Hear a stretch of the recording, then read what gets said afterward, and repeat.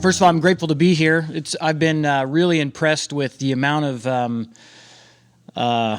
information that y'all take in and so forth that needs your attention. It's a lot. I mean, in the food space I'm in alone, there's so much information that I'm always asking, you know, how do people stay informed with so many decisions being made for our food supply chain, and then being here this weekend and just hearing challenge after challenge after challenge. And it's not surprising that it's a room full of mothers that are taking these on, you know, so. And I also like to be I always pride myself in being the dumbest guy in the room, and so I'm going to pat myself on the back because I outdid myself this weekend.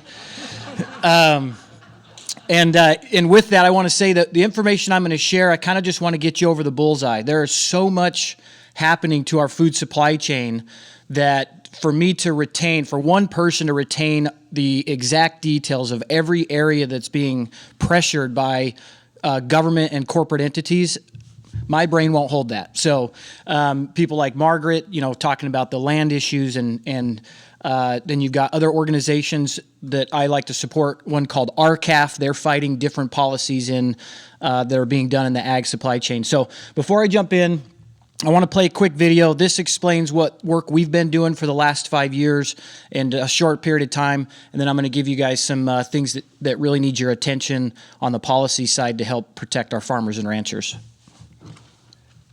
If COVID showed us anything, it's how fragile our food supply chain really is. I would hear the news talking about empty store shelves in the city, no meat. But yet I'm driving through the country and I see cattle standing in the field that a customer could buy. My name's AJ Richards, raised in St. George, Utah. My family are 5 generations of ranchers. I'm Brooke Ants. Today it can be incredibly difficult to be a farmer or rancher, even for people that have been doing it generationally. And it's not because of the work, but it's actually pressures from the big 4. 4 companies control 85% of our food supply chain. And in many cases, it's very clear that they're buying off politicians. And if North Korea or China's Great Leap Forward have taught us anything, a centralized food supply can accidentally or intentionally kill a lot of people.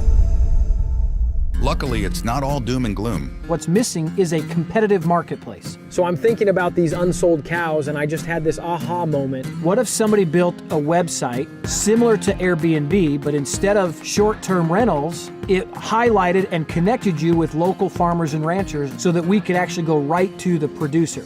So FromTheFarm.org is a digital farmers market connecting you, the customer, with local farmers and ranchers who produce meat, vegetables, fruit, and dairy. Plus, you can pick it up locally, and many producers even have shipping options. The most important value of decentralization is food sovereignty. The ability for you as a sovereign individual to have the right to buy your food and source it where you choose. If you know the name of the producer growing it, you have now insulated yourself from not having it, like when the store shelves were empty. We, the people, can take back control of our food. Invest in your family, invest in From the Farm. From the Farm helps families access food with more nutrition than what you're going to find at the grocery store. Studies have shown repeatedly that locally farmed produce is more nutritionally rich than factory farmed food. It just is. You can't beat it. Because these small family farmers and ranchers are growing it how they were taught by their grandparents and great-grandparents, which is quality over quantity, because they're putting their personal name on that product, not hidden behind some massive corporate logo. Hormones, performance-enhancing drugs, and chemical treatments, including carbon monoxide, are just some of the things these corporations do to increase profits and improve shelf life, not your life. Meanwhile, up to 40% of your meat's nutritional value is lost in the process. There's also the environmental impact from all the mileage your food racks up. Apples, 1,556 miles. Lettuce, 2,055 miles. And beef, a staggering 2,874 miles, all resulting in unnecessary pollution across the country. But when you buy from local growers, these numbers turn into these numbers. Not only is shopping with From the Farm decreasing pollution and reclaiming your food sovereignty, but you are also getting a superior product.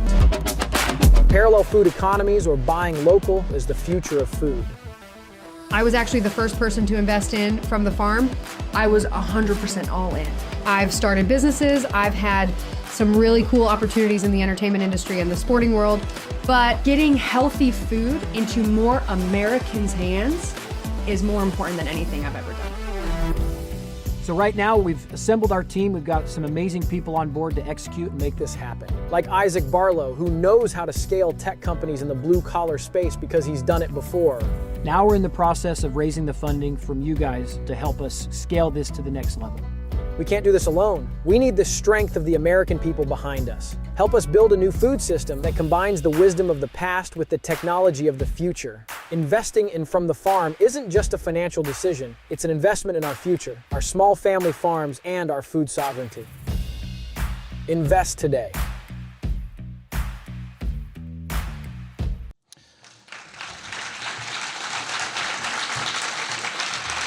Thank you.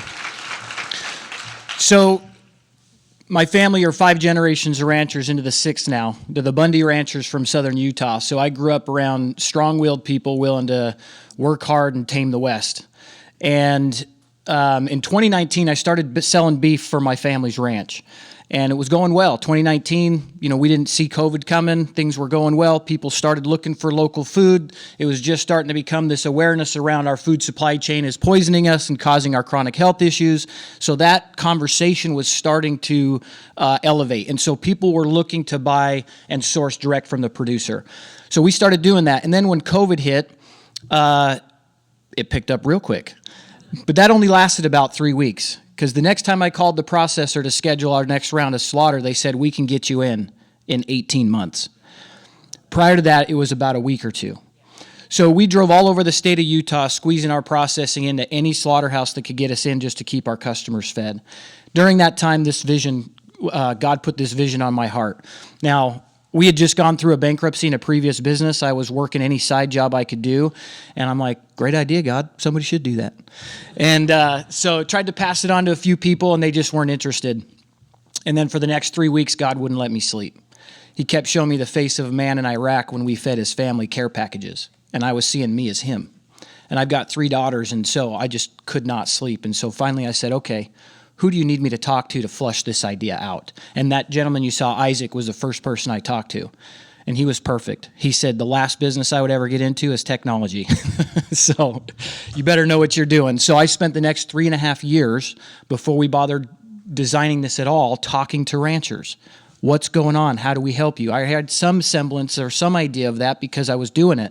But why would I build something for our producers if I didn't know exactly what they needed? And the number one thing they all told me was we need a competitive marketplace. So these challenges with these land grab issues and the money being the challenge, being paid for something that you're not getting at the market currently, we need to fix that by providing and building an industry that is for them. And that's the vision for this. If we can cut out all the middlemen and allow people to go right to the producers, they can start making the retail dollar on the product that they're raising and keep those generational farms around. And so that was the focus. And then in the process, you start uncovering and asking too many questions, and you find yourself in some places that you maybe have never, I certainly never imagined myself in. I'm the city slicker cousin of 5 generations. I got to do the branding and the cattle drives, but didn't know much about anything else other than my direct experience. And then along that 3 years, I found myself running a USDA slaughterhouse in Cody, Wyoming. And that's how I ended up in Cody. When those problems presented themselves in southern Utah, we tried to build a slaughterhouse. We figured, okay, let's vertically integrate. If we can build our own processing facility, we have the ranch, then we get the customer. Now we've cut out all the middlemen and we can be responsible for ourselves. And so we found this slaughterhouse. We didn't get a whole lot of support in Utah, so we ended up in Cody, and that's when we bought this slaughterhouse. Now I had this experience that if you would have told me in 2020 you're going to run a processing facility to figure out how to do this, I would have quit. I think sometimes God doesn't tell us everything we're going to be up against on purpose, because some of us would choose not to be born, right? So now I'm running a USDA slaughterhouse, and I end up calling Isaac, and I said, listen, I have done the research. It's time to build. And so we started the development last year in July of this software. And in that process, continuing the education and asking questions, I started getting in and learning policy. I'm going to read you guys something. This came from the Center of Economic Development in 1962. Okay, so this is our federal government and their support of our producers. The movement of people from agriculture has not been fast enough to take full advantage of the opportunities that improving farm technologies and increasing capital create. The CED proposed an adaptive approach to utilize positive government action to facilitate and promote movement of labor and capital where they will be most productive. The goal, to remove 1/3 of family farmers off of the farms in 5 years. So we look at the situation we're in. In 1930, we had 6.8 million farms and ranches across the nation. Today, we have 1.8. Over the last 5 years, we lost 20,000 ranchers every year over the last 5 years. These guys are doing everything they possibly can. If you know agriculture, that job is sun up to sundown, 365 days a year.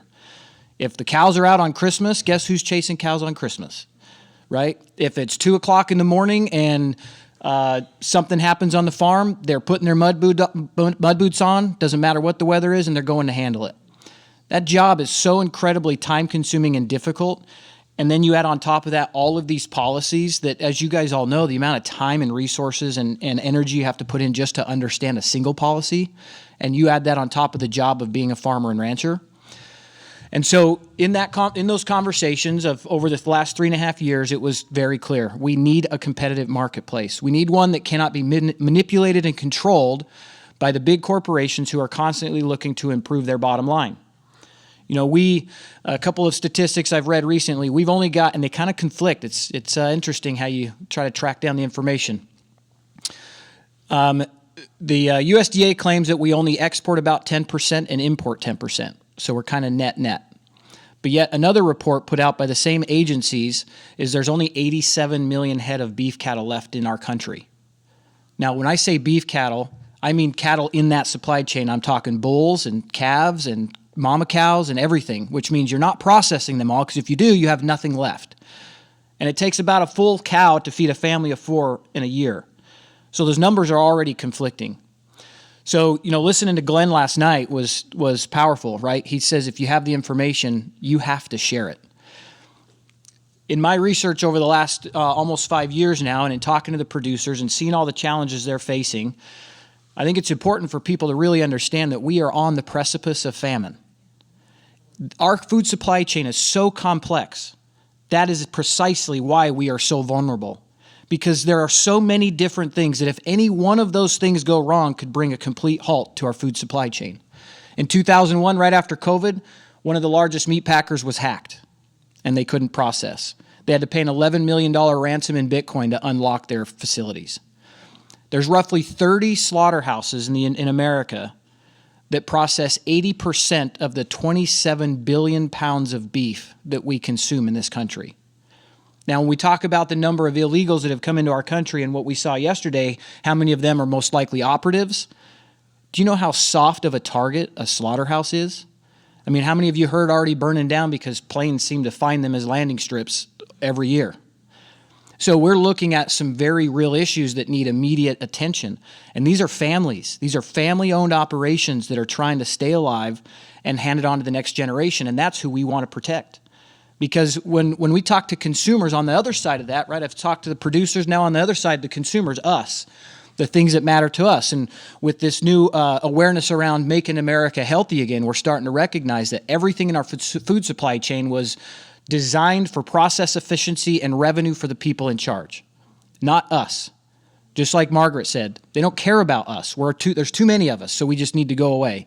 Whether it's something through a COVID vaccine or you just don't have any food and you're going to work it out that way. It's not good, and we need to stand up and help fight for our family farms and ranches. And the best way we can do that, every single person in this room, is start growing what you can on your own and find somebody you can source from closer to home. Every time you guys buy from those producers, they now have one more family that they get to choose to feed, or they have the ability to feed, and they've got people supporting their bottom line so that when natural asset companies or another big one right now, carbon credits, start showing up, they can tell them no because they don't need it. My concern with the carbon credit market is that's going to become the subsidies for ranchers. You know, subsidies is what captured our crop farmers. President Trump just did a video the other day, and he said, I went in front of a group of ranchers and tried to offer them financial support. And they said, we don't want that. He said, I've never been in front of a group of people that didn't want money from me. He said, we don't want that. We just want the right to do our job and not have so many barriers in our way to do that job. And he said, I'd never talked to a group that was their answer. But those are our producers. They don't want the easy button. They want the life they have, but they want to have the support of the American people so that they can do that. So let me finish up by bringing up your attention to a few policies that need your attention. First, I'm going to start with the big one. It's called the Sustains Act. Anybody here heard of JBS? JBS is a Brazilian-owned processor, the biggest in the world, one of the biggest in our country, if not the biggest. You know they got to that by bribing hundreds of federal officials in Brazil. They got caught, and they got caught, and they were made guilty. They got a slap on the wrist, a short time in jail, and then a fine that was significantly reduced if you just go and look up the research on that. Well, the Sustains Act was passed with OCONUS, and the Sustains Act says that now private entities can openly fund the USDA. It's already been passed. So now JBS, who got to their size by bribing under the table federal officials, can now openly write $1 billion check to the USDA for special sustainability programs. Just a couple of weeks ago, the NRCS put it out for, questions. Hey, we're doing this thing. We'd love to hear from you on how you think we should spend it. They don't care. We told them in the first place we didn't want it, and it still passed. So they're just placating, and that's out there just to say that they asked, right? So the Sustains Act is important because if JBS funds the USDA a significant amount of money, is the USDA ever going to make a decision against the people that are lining their pockets? Absolutely not. They're just following the same route as the FDA. This has already happened before.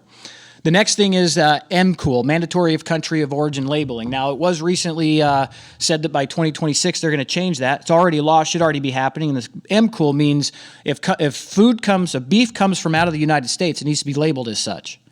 But right now, if they send it over in portions, like if they process it in Brazil, hang it in a cooler, send it over on a shipping container, and process it into steaks, that further processing allows them to not put the country of origin and label it as USA. So when you're buying beef at the store that says USA, it's probably not the USA. So that's mandatory country of origin labeling. The next one's EIDs, electronic ear identification tags. Now, in the ag space, you can talk to a group that absolutely love this because it puts everything in record right there electronically. And those are usually the people that are supplying the big corporations. They have lots of beef, they're sending it through, and that's helpful for them. But on the other side, I want to tell you a story about a friend. So he ranches in the West, and as we saw for Margaret, the West is significantly broken up by many different federal agencies. So he's got summer ground on parkland, national parkland, and he's got winter ground on Bureau of Land Management ground. He has to be off of the parkland the 1st of October. He's not allowed to be on the BLM land until the end of October. So I said, what do you do? And he said, well, it's hard to find cows in the mountains, right? So they just hide until they can get them moved over. You throw electronic ear tags so you can track every single one of their movement by date, timestamp, and everything. I promise you that's going to come with a fee assessment because those organizations are not communicating, and now the cost to pay that fine will run that rancher out of business. So these are all different issues that need our attention. They need the focus of the American people. The ranchers are so busy that they cannot fight these alone, and this is our food supply chain. This is our food sovereignty. And if we don't stand up and help these guys, we are going to see ourselves in the same position as other countries that have gone before us. Famine is not impossible in this country. It's happened before. If you read Red Famine, it's a really great book on the Holodomor in Soviet Russia. What happened was Stalin, the favorite tool of the communism is famine. So Stalin basically started collectivization. But what I found interesting in researching that is the way that they executed those tasks in the rural communities is they sent people from the cities who they'd essentially brainwashed to believe that rural people were not human. And so they went into these small communities, and they're the ones who requisitioned the grain, including using coat hangers towards the end to stick between floorboards to see if they were hiding any grain particles in between the floorboards. while they were watching everybody starve to death around them. They assume there's about 7 million people that were starved to death, but nobody kept record. It could be more. And of course, we all know the same thing in China with Mao. So we as a nation must back our farmers and ranchers. And again, it'll just keep coming back to that. A decentralized, competitive marketplace is the absolute best way you can support them. It will provide food sovereignty and food security in our country. You'll find that there's one of the other conversations we always have is about price. We've been trained to believe that price for food is based on weight, not nutrient density. And nutrient density is what we need to get back to, because nutrient density, when you eat for that, is what keeps you off of the pharmaceuticals payroll or their bottom line. Thank you. The food that's raised by our producers is focused on high quality because they're not trying to raise it for process efficiency. Just like our video said, they take pride in what they're doing. And so when you start buying food for its nutrient quality, one of my favorite slogans, you're going to pay the farmer now or you're going to pay pharma later. And so it's time that we make intentional decisions. Let me say one more thing too. This room is filled with the people that follow me on social media. My demographic, which I never thought would be the case. 55 and older women. I have 140,000 people follow me, and that's 70% of y'all.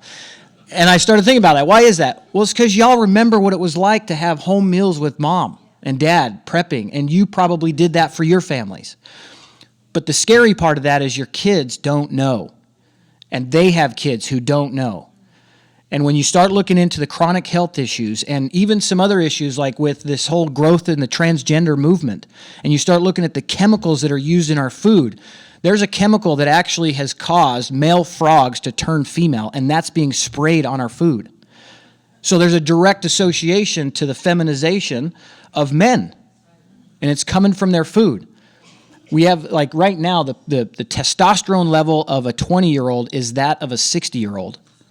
It's food and lifestyle related. So many of America's problems that we're facing now, the mental health problems, the chronic health issues, and the lack of having food in certain cultures and parts of our communities, food deserts, all goes back to our farmers and ranchers.